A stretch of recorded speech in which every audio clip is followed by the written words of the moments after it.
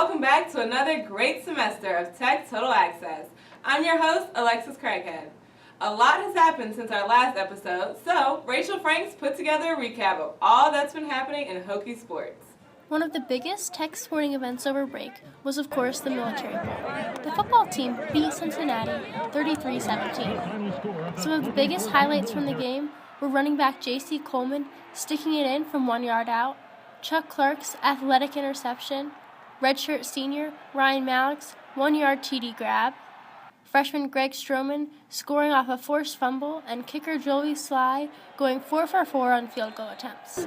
One of the strangest parts of the game was Frank Beamer wasn't on the sidelines. Due to his recent throat surgery, he coached from the press box, while Shane Beamer took his spot on the field. It's different, obviously. A lot more going on as far as making calls on special teams that he typically does. Normally when the defense is on the field, I'm over there either talking to the running backs or making adjustments with the rest of the offensive coaches.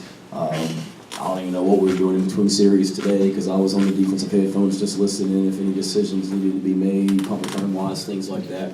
But it goes back to the whole organization. Bud and Scott and like Coach Foster said, I mean, the whole group has just been awesome from day one. And, you know, my face was in front and kind of lead guy here this month, but it's the whole group together, and you know there weren't any decisions made over the last month that I didn't talk with these guys, and not that we had any kind of major decisions to make over the last month, but it just speaks, I think, to the whole program, and everything's been business-like this entire month, and today was no different. Since we've been gone, the men and women's basketball teams have each only tallied one ACC win.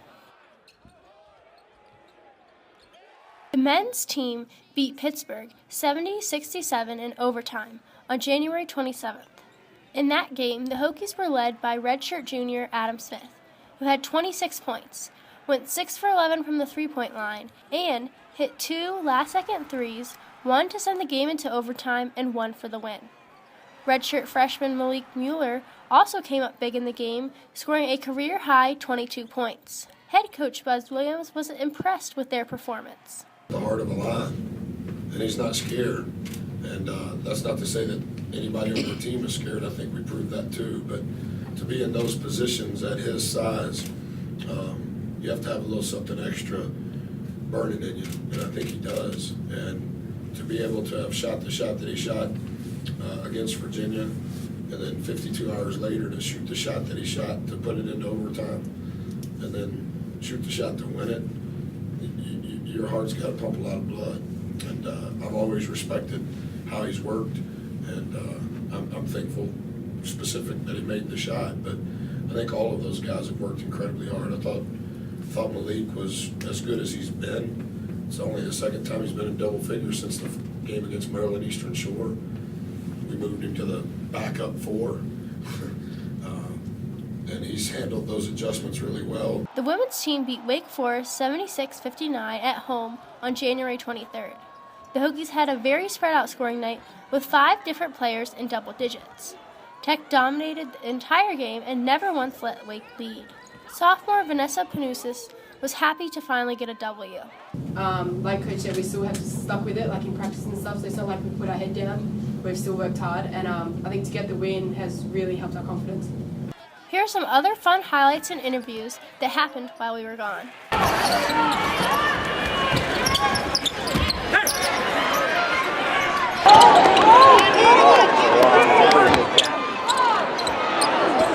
Congratulate Virginia Tech's defense. They played in a frenzy and put us in positions to make turnovers, and we were obliged to make some turnovers.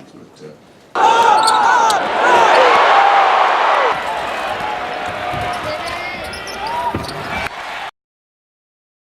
I think someone at my friend's school has this thing called autism. My friend's brother's son has autism.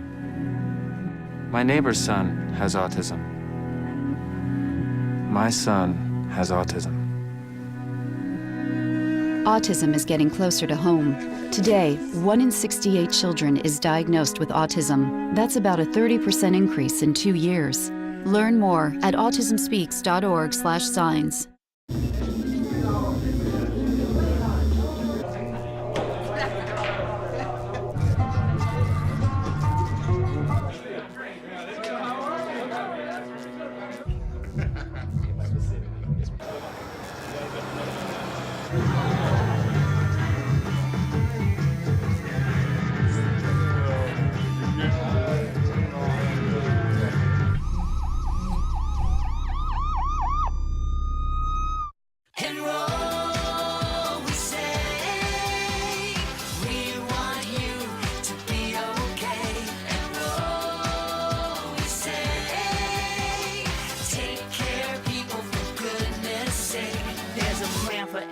budget, so don't accept defeat. Now you can get covered and still buy me treats. You take care of your pets. Now it's their turn to take care of you. Visit getcoveredamerica.org to learn about your health insurance options.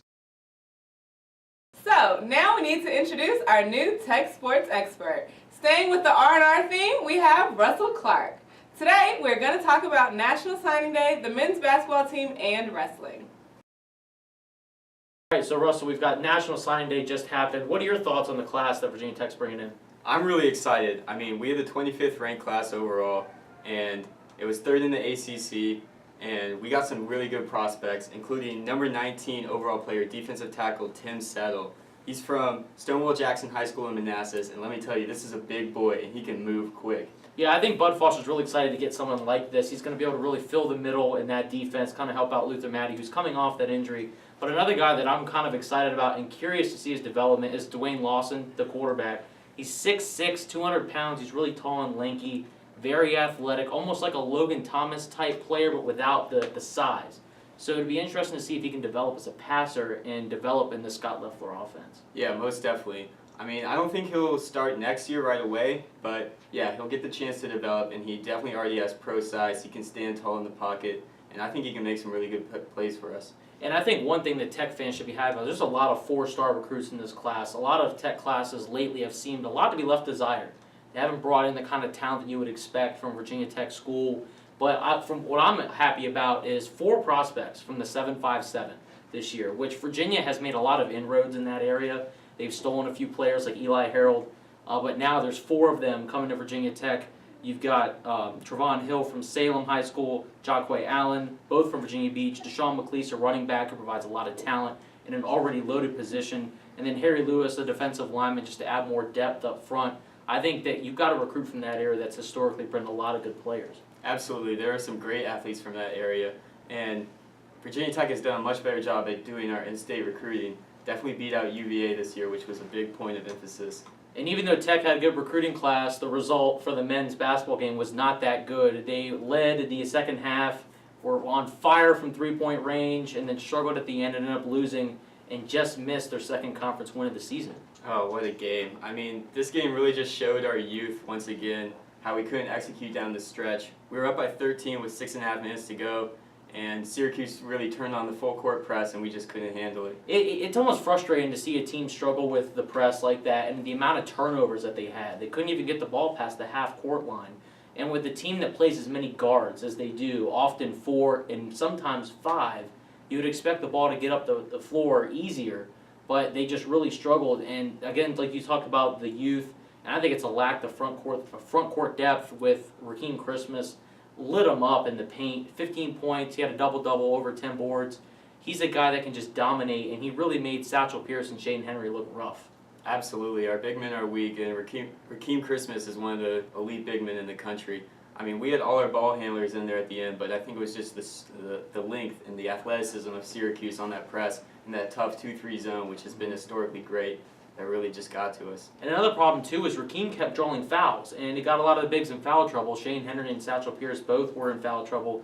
And when you have to do that, you have to go to that 5-guard lineup with Justin Bibbs often playing the 5. That doesn't help a lot because he's just not physically capable enough to cover Rakeem Christmas. Exactly. And just as they got us in foul trouble, we were not able to do the same thing at all on the other end. We only shot 8 free throws in the game. We have to get to the line a lot more to cut down on those turnovers. Yeah, Buzz always says that he wants about 22 attempts at the free throw line a game and he wants to shoot about 70%, but obviously that didn't happen.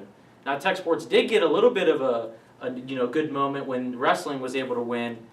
So far, this wrestling team has been excellent this season. They've got 5 wins over ranked teams. And one of the cool things about the wrestling is that they're now doing it in the Moss Arts Center. I've heard it's a really great environment. They've got ring girls, the lights, the whole introduction. It's almost like a UFC fight. It's just incredible, and anytime we beat UVA, it gets me pumped up. I mean, 9th ranked Virginia Tech versus number 12 UVA, that's a big time matchup, and to come out with a win, it's incredible. Yeah, it seems like, even though Virginia's got us in men's basketball, we got them in wrestling, so it's not that big a deal. Now, for the next 2 matchups for Virginia Tech, they've got Pitt, who's ranked, they're number 13th in the nation, and they get kind of an easier matchup against NC State. Definitely. I mean, this team is doing really well this year. We have 5 wins against ranked teams. We just got our first ACC win against UVA, And so I definitely think we can take these matches. I think this team is poised to make a run at another ACC title and then go far in the NCAA tournament. They've got 5 ranked wrestlers on that squad. They're loaded from top to bottom, and anytime you've got that kind of depth, it's always going to look good. So good to see you guys. So, what's up? Oh, we finally bought a place. Holy cow. You seriously have enough saved to do that? We've been putting a little aside each month. Jeez, by the end of the month, we have nothing left to save. Yeah, I have no idea where it goes. Well, you're spending a lot on... Is it good? Oh, God. Oh, how is my account overdrawn? When it comes to financial stability, don't get left behind. Get tools and tips for saving at feedthepig.org. People think I'm trash, but they're wrong. Today, I'm just an aluminum can, but one day, I could be a stadium.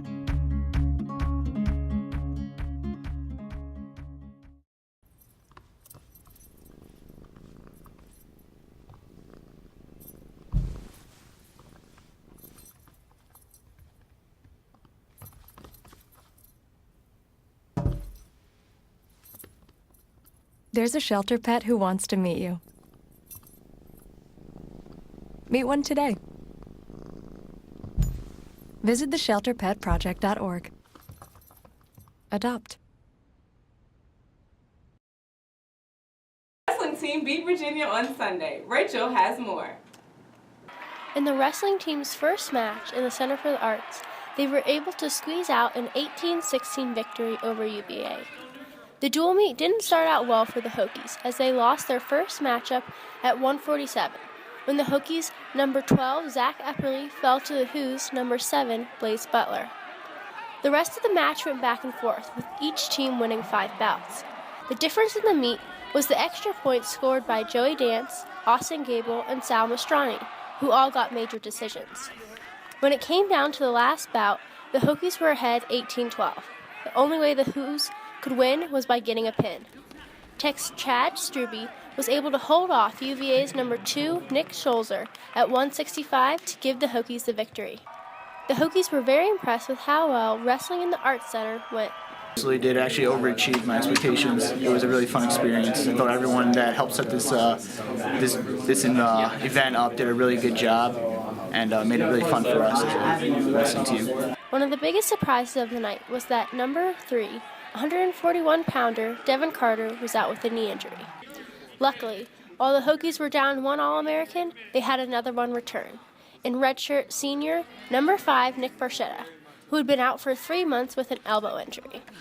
He said it was good to be back on the mat. Exciting, obviously, a little bit overwhelming. I got more tired than I think I wanted to be, obviously. So, but I was talking to one of my assistant coaches. My assistant coach is named David Hoffman. So he said you can't simulate that type of environment. You can't really do anything about that. The nerves, and the adrenaline you get going out there, it's nothing like you can simulate in a match, in practice. So obviously, it was awesome being back. I'm glad to finally be back with I call them my brothers. I got 9 other guys. 30 other guys, the whole team that I'm brothers with, because we share a bond. So just being with them and back with them and going through it with them is something special. We can't Head coach Kevin Dresser wasn't completely satisfied with the win and wants the team to perform better when they take on number 13 Pittsburgh on Friday. Take it anytime, we can beat a 12th ranked team in the nation. I've got to be happy with it. I'm maybe not 100% happy because I think we have to take some steps in some weight classes. I felt like there's some places we didn't charge, and this is a charging sport. So we've got some work to do. Pitt is a real tough team. They're ranked 13th, so we go from the 12th ranked team to 13th ranked team. So I'm not going to sleep much between Friday and now, I'll tell you that much, because I want to win that one too. On Thursday, the women's basketball team hosted number 4, Notre Dame. David Jones was on the scene. Hi guys, I'm David Jones reporting from Castle Coliseum, where the Hokies have just lost to their opponents, the Notre Dame Fighting Irish 74-50. Tech started out the game strong with a 3-pointer from junior Hannah Young, but that was their only lead of the game. Notre Dame won a 9-0 run, then followed that with a 12-0 run. At halftime, the score was 43-17. In the second half, the Hokies outscored the Irish with 33 points to 31, but it was too little too late. Notre Dame took the 24-point victory. Young thought the Hokies beat themselves with careless mistakes. I think we made them look good, to be honest. I think we played hard, but I guess I see just crucial turnovers, and it just, I don't know, just put us on the back foot, and we just can't do that. Head coach Dennis Wolf was impressed with Notre Dame's team. We just played a very good team. You got to credit everything that they've done. They play really smartly. They take advantage of just about any situation you try to overcompensate with, and so that was obviously a big problem. And our approach in the first half was not good. I thought we were really tentative, and we played back on our heels, and that led to a lot of easy baskets that took us out. Now I think in the second half, at least we competed a lot better. The whole feel to the way we went about it was better, and I was happy for that. On Sunday, Tech fell to another ACC opponent. Georgia Tech beat them 79-71 in Atlanta.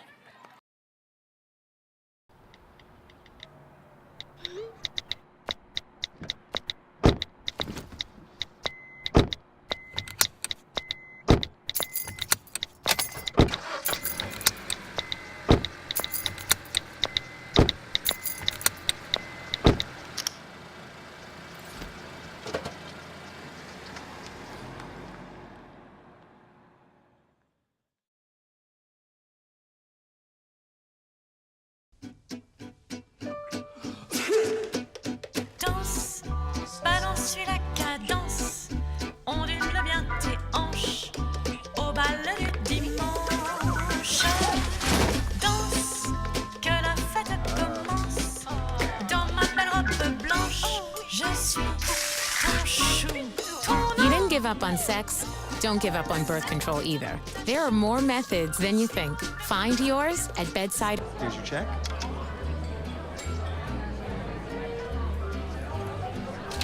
Oh, you got it. Since I got rid of my car, I really enjoy walking. Okay. Got it. Getting pulled over for buzz driving could cost you around $10,000 in fines, legal fees, and increased insurance rates. Oh, you're home early. You live with your mom? That'll set your game back a few years. Buzzed, busted, and broke. Because buzz driving is drunk driving. This week we have a special treat for you all. Guest athlete, football player Darius Redmond on the show to share some calc knowledge. Okay, hey guys, so for the first time this semester, we have some guest athletes on. We have Darius Redmond and Trey Edmonds from the football team, and they're here to drop some calc knowledge. So what is calc knowledge? Every Sunday at 9 o'clock, Darius posts on Instagram sharing his perspective on life. How you doing, ladies and gentlemen? My name is Darius Walter Redmond, aka The Calculator, the one and only. Every Sunday at 9 p.m. I drop calc knowledge on my Instagram at d.redman33. This is my partner in crime. Partner in crime, Trey, aka TTA. You might know me from the football field, number 14. And you know what I'm saying? I'm with my partner Calc, and we about to drop some knowledge. Darius Redmond, aka The Calculator, the one and only. This is my partner in crime. Partner in crime, Trey, aka TA, number 14. On the football field, that is. Flyest kid on campus. Well, I'm the flyest kid on campus, but he's second. Okay. Today we're gonna talk about success. Special shout out to all the kids who signed their letter of intent. Whether D1, D2, D3, all sports, just not football. I want to let y'all know that the road to success will not be easy under any circumstances. You got to work for what you want. You got to grind out. It's a 24/7 grind. You can't grind Monday and not grind Tuesday and expect to be great on Wednesday. You know what I'm saying? Y'all want to be successful in life, you know what I'm saying? You can just watch me, follow me. I don't follow trends. I am the trend. You know what I'm saying? It's not easy to live this boss life like I live, like have paparazzi follow me around, you know what I'm saying, have a red carpet to every room I enter. It's not easy, but it is doable. You can do it if you put your mind to it. You won't be a boss like me, like Calc. You can be a boss like him though. His level isn't that high, but you will never be a boss like me, you understand what I'm saying? But you can try though, it's always worth a try. But you can be your own boss, so just work hard and be your own boss. Okay, so now we're taking it to the streets. Darius is gonna go around and drop some knowledge about Hokie football players. I'm back with Princess Gibson. And I'm Sydney. Are y'all football fans? I am a football fan. Big football fans. Do y'all have any favorite players on the team? My favorite player is Dimitri Knowles. Okay, we all know he can't speak no English. Yes, he can. All of them. All of no Yeah. specific? I don't have specifics, no. You can give me one All right, specific. Darius Redmond. Well, that's common, I'm everyone's. That's my brother. I'm everyone's favorite player. You know what I'm saying? You can't go wrong with saying me. So, what makes Dimitri Knowles your favorite player? I don't know. I'm more involved with that specific player. Do you like it? Is it his speed, his looks, or? Oh, he's really fast. I think he's really talented, and I mean, he's a great wide receiver. So Okay. there's no other way to put it. What about his looks? He doesn't have that you know what I'm saying, that much good looks, but you know what I'm saying? What is this for? No, he's very dashing. Yeah. Did you know that Michael Brewer loves to fish? Really fishes every day. He's probably fishing right now. And it's cold. It's 0 degrees outside. Probably fishing right now. I guess for crazy people. Yeah. Darius Redmond right here with my son Xavier Burke, freshman tight end here. How you doing, young man? Doing pretty good. Just finished astronomy class. Oh, astronomy. What did you learn today? We was talking about telescopes today and how the stars and stuff look. So it was a pretty good class today. What's your favorite star? My favorite star is the big star. No, wrong answer. What's your favorite star? Me. No, wrong answer. What's your favorite star? Darius Redmond. There you go. I'm his favorite star. Hold on, young man. We're not done. If you had to pick someone on the team who's your favorite, who would you pick? Myself. Why would you pick yourself? I'm the best I can be. Oh, he's the best that he can be. He just got here and he's the best that he can be. Yes. So, thank you for your time, man. You look nice. You look like me. Have a nice day. You know what I'm saying? Sam Rogers. Sam Rogers. That's a good one. Sam Rogers. Why Sam Rogers? I'm from Mechanicsville, Virginia, and he went to my high school's rival high school. So he's from my hometown, so that's pretty cool. Okay, did you know, this is a fact right here, did you know that Sam Rogers, number 45, does not have a neck? Did not know that. You didn't know that? Nope. They don't have that on Hokie Sports under his bio? No, I don't think so. Okay, well, that's your fact about Sam Rogers for today. Thank you for everything. No problem. Who would you say your favorite player is? Trey. Yeah. Trey. Did you know? His real name? Did you know his real name is Farrell? I did. It's not Trey. And did you know he has a nose like none other? Stop! Did you know that Calc tried to get rid of his gap at the age 8? He is now 21, and it did nothing but got wider. Calc knowledge. Amani, who's your favorite football player, if you're a fan of the Hokies? I would have to say Kendall Fuller. Kendall Fuller. Here's the fact about Kendall Fuller. Did you know that he is 20 years old with 2-year-old teeth? That was mean. Well, I got shades on because I ain't want none of these ladies to faint with these beautiful eyes. You understand what I'm saying? Calc knowledge. Fully support. Pound calc knowledge. Calc knowledge. Calc knowledge. To this edition of Tech Total Access. We hope you've enjoyed the show, and don't forget to tune in next week for more hard-hitting sports action. And as always, Go Hokies! Except you guys wanted